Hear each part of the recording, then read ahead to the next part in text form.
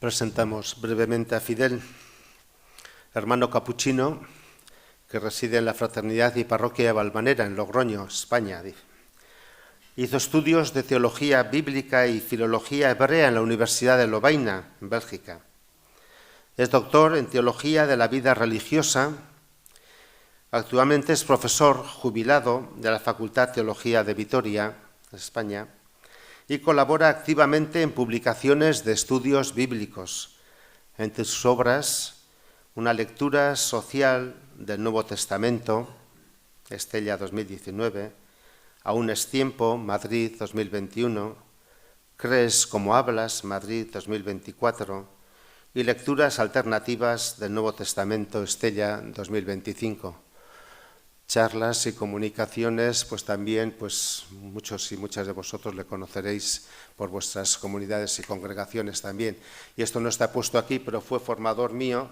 No sé si para él fue un honor, pero para mí lo ha sido. O sea que te paso la palabra.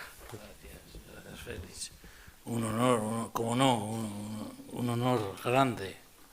Bueno, buenas tardes. Esta charla inicial del foro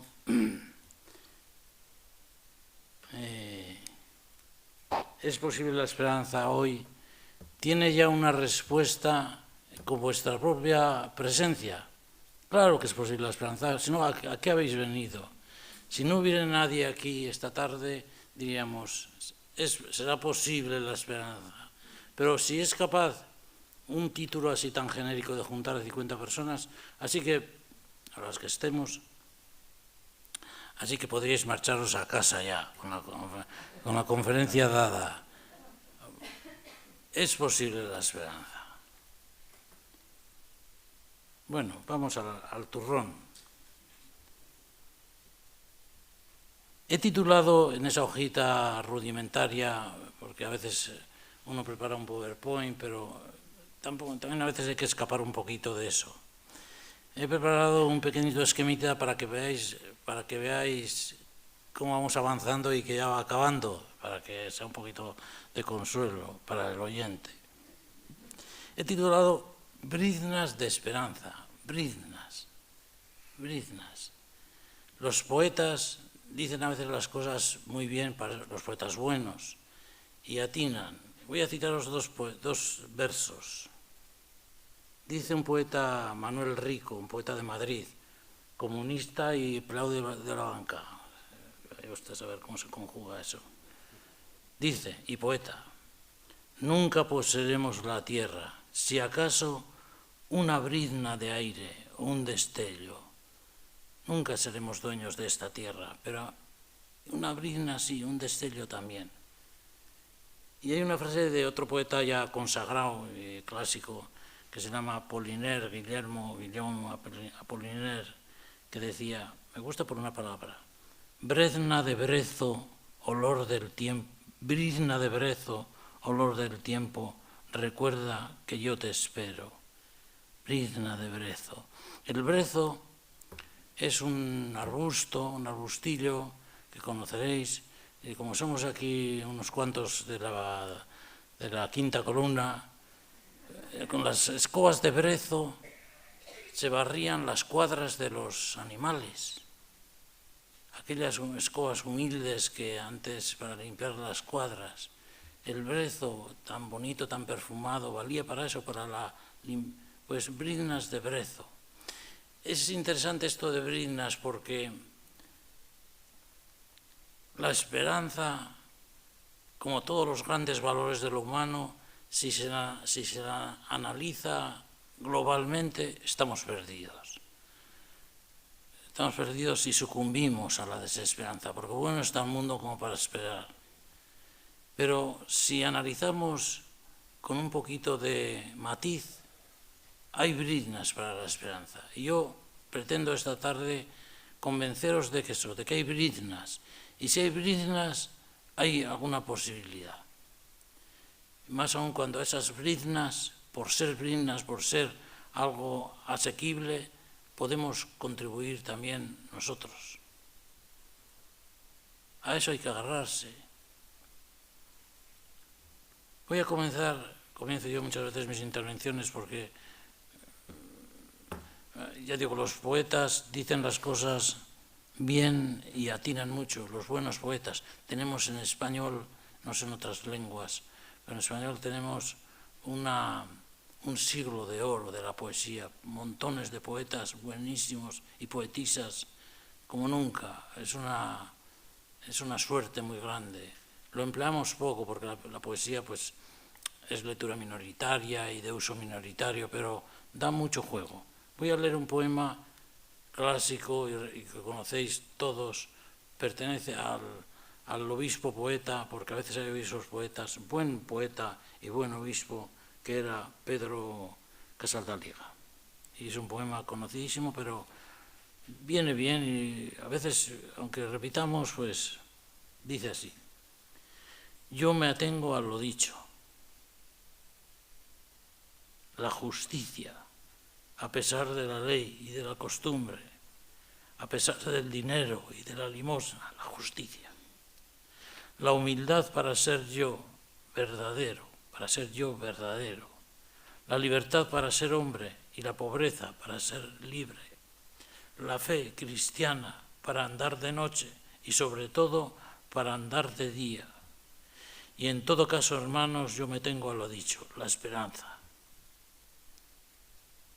La esperanza. Es clásico este poeta. Hay también una canción muy bonita de una tal Marta Soto. Ella va y viene, se titula La esperanza, va y viene. Igual, si tuviéramos tiempo, igual la escucharíamos. La esperanza incluye también la humildad, ya que una esperanza soberbia, como la que vemos a veces a diario, es la esperanza de los tiranos. Esa es la esperanza. A la esperanza le va muy bien la pobreza, porque los primeros demandantes de esperanza son los pobres. Y la fe puede ser leña en la hoguera de la esperanza. Por eso nos atenemos a la esperanza. Yo me atengo a lo dicho, la justicia, a pesar de la ley y de la costumbre, a pesar del dinero y de la limosna, la humildad para ser yo verdadero, la libertad para ser hombre y la pobreza para ser libre, la fe cristiana para andar de noche y sobre todo para andar de día. Y en todo caso, hermanos, yo me atengo a lo dicho, la esperanza. Está muy bien.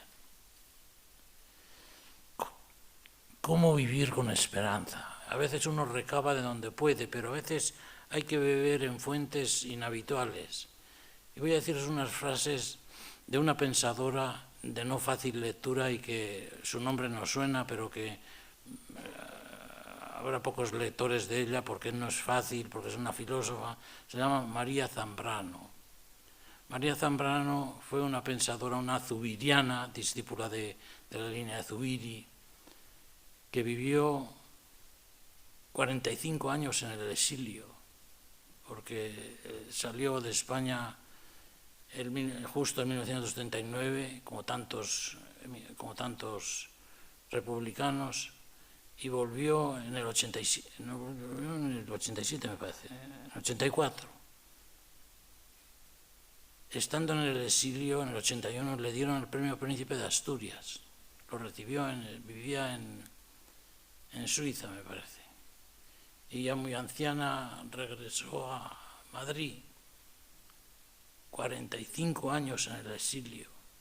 Y tiene un librito precioso que se llama Los Bienaventurados, donde ella cuenta, un librito breve, donde ella cuenta,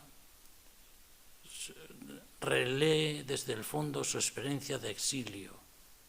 Y dice cosas que son próximas a la espiritualidad de la esperanza. Voy a leeros un puñadito. A veces beber en estas fuentes inhabituales es muy bueno porque nos ensancha el horizonte y nos ilumina. Dice: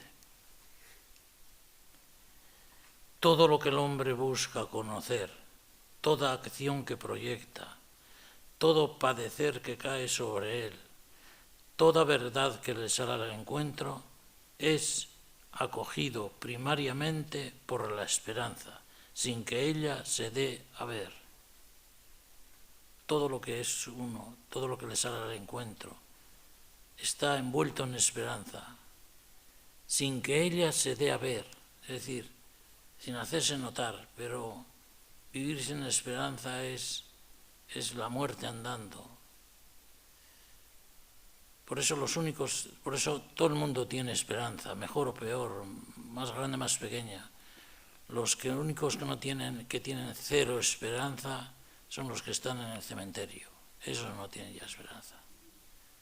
Pero los que estamos vivos o medio vivos, todo lo que somos lo acoge la esperanza, porque sin ella no podemos vivir. Dice también, en el fondo de esta esperanza genérica, absoluta, podemos discernir algo que la sostiene, la confianza. La confianza es el requisito imprescindible para que la esperanza viva. La desconfianza es la muerte de la esperanza, la asesina de la esperanza. Nuestra esperanza débil es porque nuestra confianza es débil.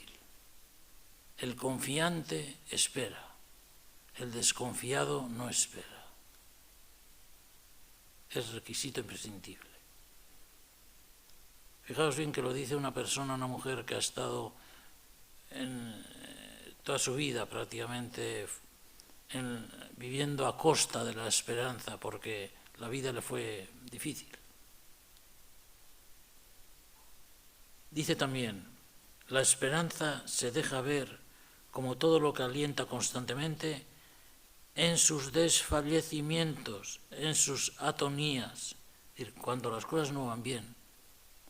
Cuando van bien, la esperanza no es tan necesaria. En los desfallecimientos, en las atonías, cuando no tienes tono vital, cuando estás desanimado, cuando la noche se cierne en el corazón, cuando todo se oscurece, entonces se deja ver. La medida de nuestra esperanza se da en el marco de los desfallecimientos. Es decir, se demuestra lo que espera uno cuando es difícil esperar. Y finalmente, la esperanza salta visible en la desesperanza y en la exasperación que advienen por un suceso habido en la intimidad del ser entregado a sí mismo o encerrado dentro de una situación sin salida. Qué bien nos viene esto en este tiempo. En esta desesperanza en la que tenemos y la que comentamos muchas veces, ahí hay que echar leña al fuego de la esperanza.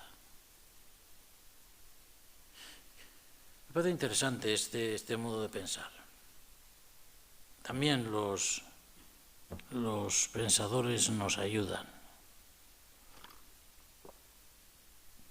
Pero como nosotros cristianos no bebemos nuestra fe ni de los poetas ni de los pensadores, sino de la palabra del Evangelio, ese es nuestro cimiento espiritual, vais a permitir que haga una pequeña relación o referencia a un texto bíblico. Iba a traer el Nuevo Testamento, pero no lo tengo, pero lo sabéis de memoria. Es aquella embajada que, el capítulo 7 de San Lucas, en que Juan el Bautista manda una embajada a Jesús. Le dice, ¿eres tú el que ha de venir o tenemos que esperar a otro? Y dice el Bautista, id y decid a Juan, los ciegos ven, los cojos andan, los leprosos quedan limpios, y a los pobres se les anuncia la buena nueva. Y ojalá si no se escandaliza de mí, ojalá si esto no le causa escándalo. El judaísmo antiguo, bueno, y parte del nuevo, pero el judaísmo antiguo tenía un tema que le era muy querido, que a nosotros no nos viene, pero a ellos les era muy querido. Era el tema del mesianismo, la esperanza del Mesías. Como para nosotros Jesús es el Mesías, pues ya lo hemos dado por finiquitado el problema. Pero para ellos era un problema muy vivo. Y por eso Juan envía una embajada a Jesús, porque Jesús le desconcierta, porque Juan el Bautista es un duro de la fe, es un, ¿cómo diríamos?, un recreador de la figura de Elías. Por eso le preguntan, ¿eres tú Elías? Elías, si leéis el ciclo de Elías en el primer libro de los Reyes, era un fanático. San Francisco le llamaba San Elías, pero no sé si tenía... Era el fanático religioso, el que quiere imponer una religión con hacha y fuego. Ya dice el libro eclesiástico, qué terrible eras Elías, era terrible. Hombre, en aquella hazaña de los 400 de Baal, dice el libro de los Reyes, dice que los degolló uno a uno con sus propias manos. O sea, se pusieron en fila, iban pasando y los iba cortando el cuello. Uno a uno con sus propias manos, dice el libro de los Reyes. Elías desarrolla su actividad en el Monte Carmelo, la sierrita del Carmelo. El Carmelo está un poco al norte de Israel, allá en Jaffa, y pegan ahí las nubes del mar y hay lluvia y hay hierba y hay ovejas, ahí está el ganado en el Carmelo. Y ahí desarrolla Elías su actividad. Y ahí, yo la primera vez que fui al Carmelo me di cuenta, hay un conventito de carmelitas donde aparcan los autobuses, y delante del convento hay un monumento a Elías. Está Elías el profeta con una espada así, cortando el cuello a uno. Qué terrible eras Elías. Con hacha y fuego, ya está puesta el hacha en la raíz. Ese es el fanático religioso que quiere imponer. Uno lee el ciclo de Elías y el yavismo, la fe de Israel, la fe de Elías, está mucho peor al final que al principio. Es decir, la violencia no trae ningún buen resultado, pero Elías era un violento. Y Juan el Bautista es de esa idea un poquito de que aquí la fe se impone con leña al mono hasta que aprenda el catecismo. Aquí se impone con fuerza. Y por eso esa respuesta de Jesús bien le dice, ojalá no se escandalice de mí, porque es el mensajerismo de Jesús es todo lo opuesto a Elías. Los ciegos ven, los cojos andan. Estas utopías del Evangelio son realizables. Esta esperanza es realizable, porque si no es realizable no nos sirve. Es realizable. Una por una es realizable. A ver, hasta cierto punto. Los ciegos ven. Claro que ven. ¿Quién hace el milagro de que vean? La ONCE. Claro, la sociedad, el aglutinarse, el ampararse. Otro día me encontré con un chico que es hijo de un amigo mío, bueno, un muchacho ya un señor, chico, que trabaja, le pregunté qué vida llevas en la estación de autobuses de Pamplona.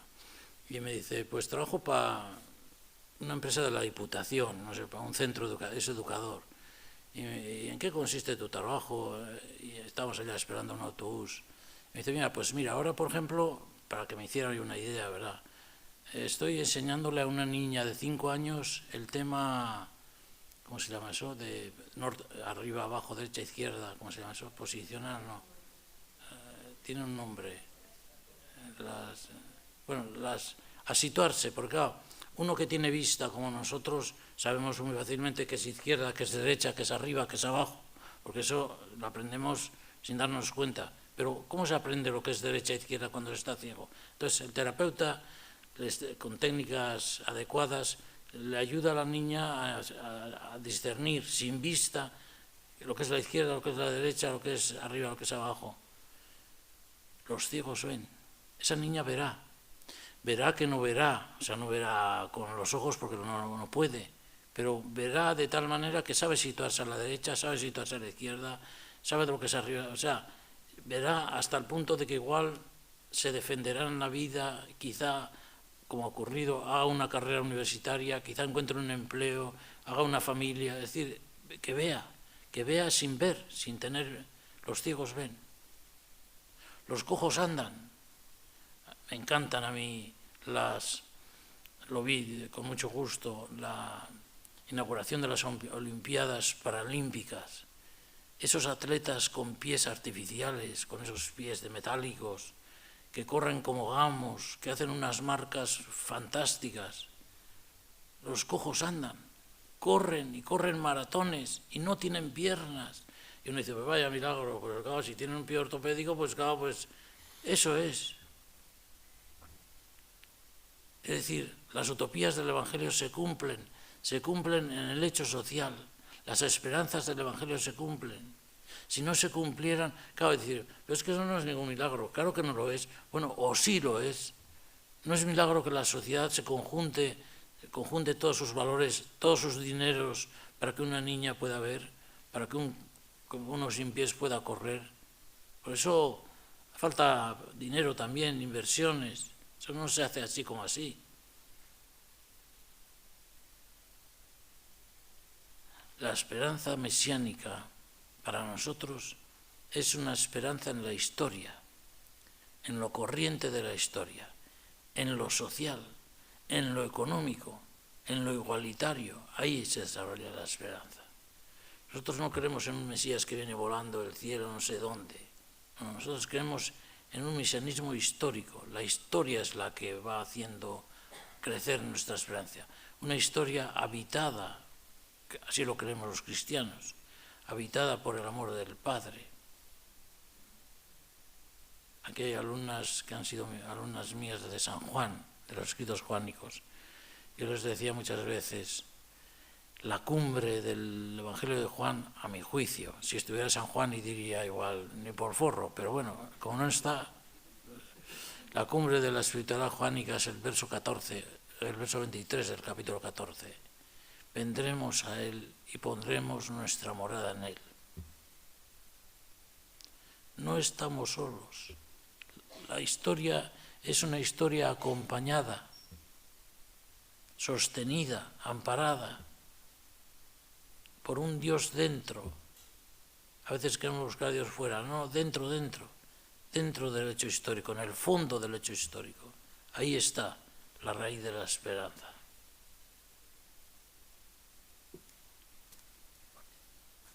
En cuarto lugar,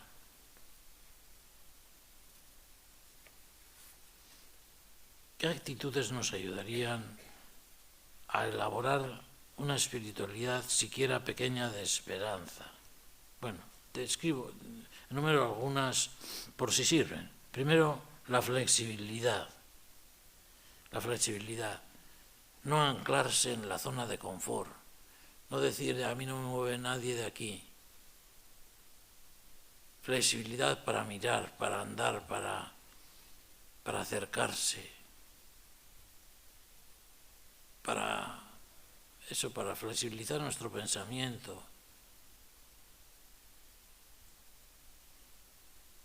Para deponer actitudes supremacistas. Nuestra cultura es la mejor, nuestro país el único. No se come en el mundo también como en España. En todas partes se come bien. Si pagas en todas, si no pagas no. Flexibilidad. Segundo lugar, empatía con la sociedad. Porque el negativismo es muy común en el hecho social, muy común en los religiosos, en los hombres de iglesia, muy común, todo va mal. La familia va mal, la juventud va mal, la política ni te cuento, todo va mal. Hombre, no estamos en el paraíso, tampoco nos seamos ingenuos, pero hay cosas que van bien, hay cosas que funcionan, hay cosas que funcionan, no 100%, pero esa especie de negativismo continuado es una siembra de sal. No se puede ofrecer una espiritualidad, no se puede ofrecer una esperanza con esa actitud de negativismo continuado. Flexibilidad, empatía.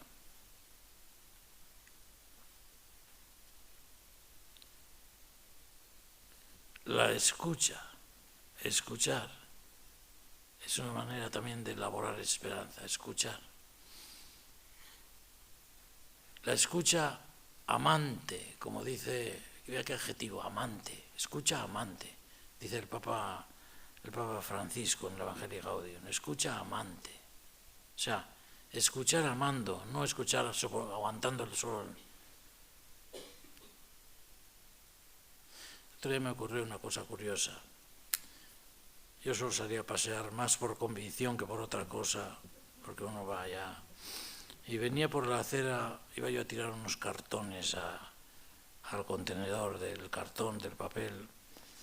Venía por la acera un señor que por las pintas, como ya nos conocemos, pues es un inmigrante. Y hice como el levita y el sacerdote de la parábola del samaritano, que di un quiebro y pasé de largo, porque me quiso abordar y ahí te quedas. Y luego mientras iba yo andando, porque el andar activa también el pensamiento, me iba recriminando a mí mismo y diciéndome: joder, Fidel, ¿cómo eres? No has dejado ni hablar. Está bien que no le des nada, pero déjale hablar por lo menos, ¿no? Ni hablar. Pero al día siguiente, en otra pequeña encrucijada al salir también, va y me encuentro, Dios es bueno, me encuentro con él otra vez. Y entonces me paré. Claro, pues es lo de siempre, es que buscando trabajo, un inmigrante gallego, buscando trabajo, en fin. Y decía cosas muy interesantes. ¿Le has comido? Y dice: sí, he comido en la cocina económica, llaman en Logroño, una institución de las Hijas de la Caridad, muy social, muy importante, ahí, por lo menos en nuestra ciudad. Y, o sea, que había comido. Dice: pero claro, lo que pasa es que en esta ciudad nadie escucha. La gente no tiene corazón. Empieza a decir cosas así. Claro, ¿qué supone para uno al que no le vas a solucionar nada? Porque al final le dije: ¿quieres que te dé para un café? Y me dijo: bueno, pues yo mejor, pero me lo tomo, pero tampoco yo pretendía eso. No pretende una ayuda monetaria, pretende que le escuches, porque escuchar le hace persona. Y si le hace persona, mantiene un poquito de esperanza en una situación de fuerte desesperanza. A veces la escucha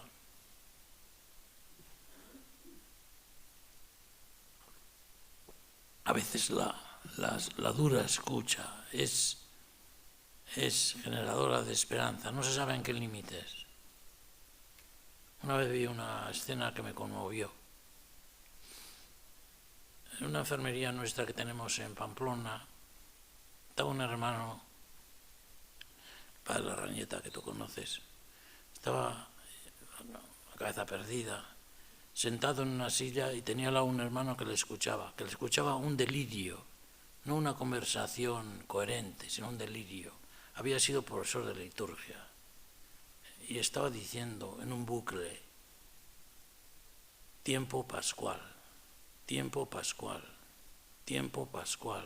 No salía de ahí, tiempo pascual. Y el otro al lado escuchándole. Claro, uno dice: merece la pena escuchar un delirio. ¿Sabe ese que está diciendo que está delirando, diciendo tiempo pascual, tiempo pascual? Sabe que tiene al lado un hermano que le está escuchando en silencio.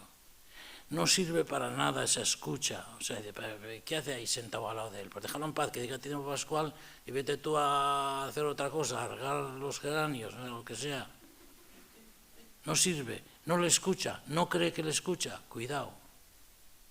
No seamos tan racionalistas diciendo: no, está en un bucle y no le escucha. No le escucha. No sabe que tiene ahí alguien al lado escuchándole un desvarío. No tiene sentido esa escucha, no es una escucha amante, no es una escucha generadora de esperanza en el mundo absoluto de la desesperanza, cuando ya no hay remedio para esa cabeza.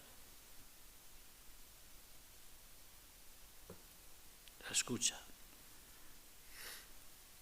La honestidad, porque al fin y al cabo la esperanza, como todo lo evangélico, termina siendo un tema ético, Es decir, la falta de honradez es una bomba en la línea de flotación de la esperanza. La honradez no es lo mismo que la fortaleza y la coherencia. Uno puede ser coherente, suerte que tiene. Uno puede ser incoherente, pero puede ser honrado si reconoce su incoherencia. La sociedad nos perdona mucho más la debilidad, la incoherencia, que el engaño. El engaño no lo tolera. El engaño es una siembra de sal. La debilidad, pues tampoco es deseable, pero a veces si uno dice soy débil, pero esto es lo que hay, no te quiero engañar. El engaño destruye la esperanza. La honestidad y la bonomía, un poquito de humor, un poquito, no mucho, no va a estar todo el día contando chistes, pero un poquito de eso, de bonomía, no sé, de sonrisa, a veces somos muy dramáticos en nuestras relaciones, incluso en nuestras relaciones fraternas. Tiramos por la tremenda, no sé si esto va con el carácter o con qué. Un poquito de bonomía. Quizá con esas actitudes pues podamos elaborar un poco más la esperanza. En quinto lugar, algunas briznas de esperanza, porque ya os he dicho que hacer análisis globales no nos conviene. En la vida política, en estos días azarosos que estamos viviendo, ¿hay briznas de esperanza? Pues sí las hay. Lo que pasa es que no las conocemos porque los grandes medios manejan los análisis globales, pero en los análisis particulares sí los hay. Hay judíos que piden la paz en Palestina, que quieren el derecho, los hay, entidades, no judíos aislados, entidades. Hay personas, hay jueces, no todo es el avasallar del trumpismo y sus secuaces, no todo es eso. Hay gente que bueno fue, a veces son cosas inservibles, pero lo inservible es profético. Con qué fiereza le pedía el presidente del Congreso americano a un senador que se sentase, viejo, con bastón, que se sentase, porque estaba de pie, como señal de protesta.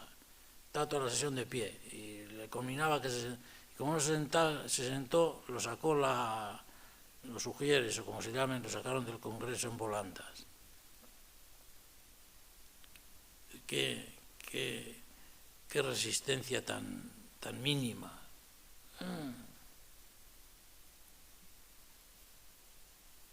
En la vida cultural también hay briznas de esperanza.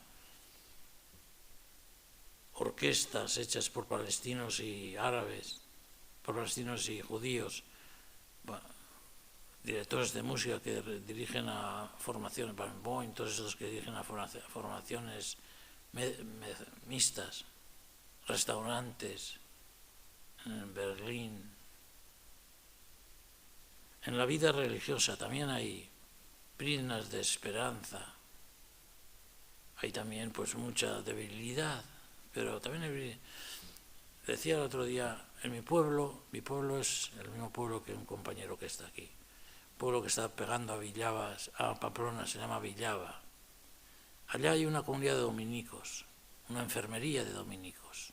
Los dominicos tienen una casa de mayores. Y desde hace tiempo, desde hace ya 2 años, se les ha unido otra comunidad de claretianos. De tal manera que viven juntos dominicos y claretianos. Juntos quiere decir juntos. Oración juntas, comida juntos, cuidados en enfermería, todo vida junta. Dominicos y claretianos.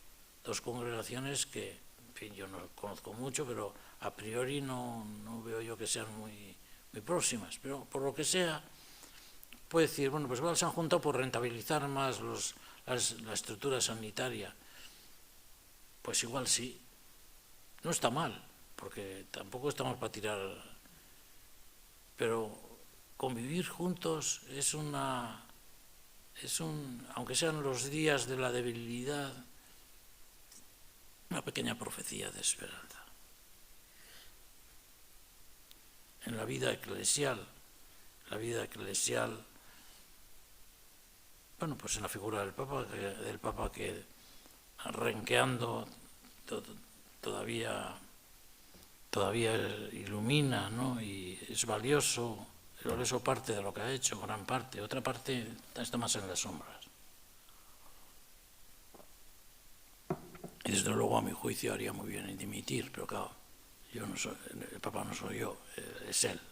Él sabrá lo que tiene que hacer. Nunca en la Iglesia hemos tenido una situación tan favorable. Nunca hemos estado mejor que ahora. A pesar de nuestras debilidades, que son enormes, enormes. A pesar de por ejemplo, del tema de la pederastia, que es una hecatombe. A pesar de la voracidad de la estructura eclesiástica, que es otra hecatombe. Pero a pesar de todo lo que se diga, nunca hemos estado tan bien como ahora. Nunca hemos tenido textos tan buenos, libertad tanta, horizonte más abierto. Claro, uno puede decir, pues si esto es lo mejor,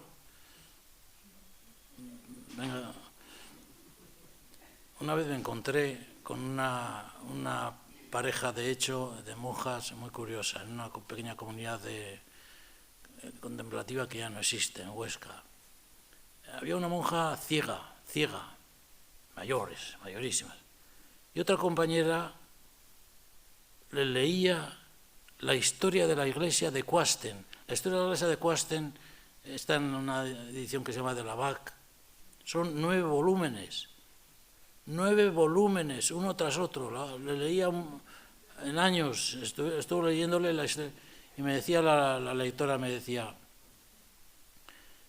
ya me pueden decir del Papa lo que quieran, o de los cardenales lo que quieran, lo que hemos leído es mucho peor. O sea, estamos curadas de espanto, o sea, pues ya que nos digan lo que quieran ya.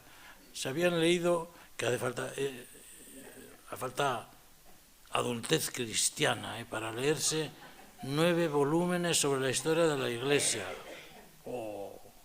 La historia de Cuasten. Yo, cuando está en las bibliotecas antiguas, ya no la toca nadie, ¿no? Pero se la leyeron entera. ¡Qué barbaridad! Eso también demuestra los recursos que tenemos los débiles. Decimos, no, estamos débiles, tengo 77 años, ya estoy ya para el arrastre. Bueno, depende del ánimo que tengas. Es más importante, creedme, hermanos y hermanas, a mi juicio, es mucho más importante la ilusión que las vocaciones. Mira que necesitamos vocaciones porque estamos al cabo de la calle. Pero es más importante la ilusión. Yo cuando voy a veces por las comunidades, ahora viajo menos, cuando iba por las comunidades siempre había alguna orante que decía, para que el Señor nos mande muchas y santas vocaciones, roguemos al Señor. Yo decía, con alguna mediana, y no va a estar alguna y mediana, no, muchas y santas. Ya. Pero no entraba nadie, pero muchas y santas. Pero pocas veces te encontrabas con alguien que dijera, para que el Señor nos dé mucha ilusión, para que generemos nosotras mucha ilusión. Claro, cuando interpelas se dice, hombre, será por supuesto que hay ilusión. Bueno, por supuesto, hay o no hay. Claro, porque esas frases que decimos a veces, el último que apague la luz, teníamos yo un compañero en la comunidad, ya murió, buena persona, un hombre mayor, una persona, decía, ya sé yo lo que tienen que hacerse los capuchinos, comprarse un buen ataúd. Y ya le dije, no te preocupes que sin ataúd no te pondrán, bueno o malo, ya te pondrán un ataúd. O sea, el ataúd lo tenemos asegurado, malo ha de ser que no nos entierren sin ataúd.